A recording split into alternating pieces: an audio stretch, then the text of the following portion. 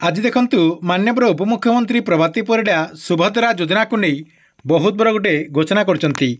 एठी आपण स्क्रीन माध्यम देखिपारे एने न्यूज रे मध्य अपडेट आसी। एठी देखंतु लिखाई सुभद्रा योजना रे जो माने ए पर्यंत टंका पाई नांती से माने बैंक को जांतु। एने माननीय उपमुख्यमंत्री प्रभाती परिडा जाकि सेमानकु परामर्श दैछंती। या सहित ए न्यूज रे आउ कोन अपडेट होछि देखंतु। सुभद्रा योजनार प्रथम पर्यायर चतुर्थ किस्ती पाइबापी वंचित होती से बहुत बड़ गोटे खबर आछि।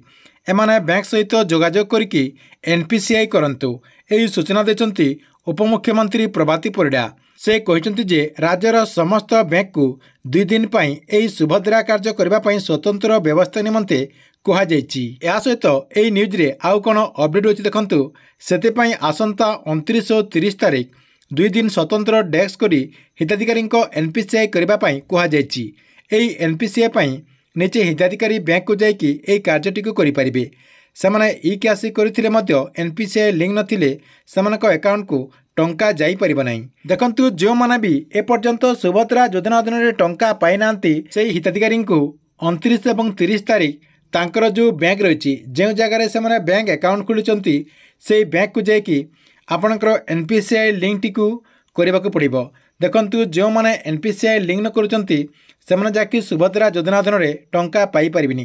कहीं आपणकर 3 लाख रु अधिक हिताधिकारी जाकि ए पर्यंत एनपीसीआई लिंक करना जानवाक मिली। 3,31,188 जन ए पर्यंत एनपीसीआई तांकर लिंक नाई। से सरकार तरफ सुभद्रा योजना जो चतुर्थ पर्यायर टंका रही ये टंकाटी दि जाऊनी। से आपणकर 2 दिन दि जाए सरकार तरफ। यही 2 दिन भितर आपड़ जाकि एनपीसीआई करेंगे। से सरकार तरफ स्वतंत्र व्यवस्था जड़े आपणकर ऑफिसर से सुभद्रा योजना को नहीं खाली कार्य करेंगे कि आपणकर जो बैंक मित्र रही से आपणकर कार्यटी करेंगे। ये 2 दिन भितर जो मानकर एनपीसीआई होनी से जाकि ठीक से आपणकर एनपीसीआई करेंगे और एनपीसीआई हो गला आप जाकि परवर्ती पर्यायर टंका पाई परिबे।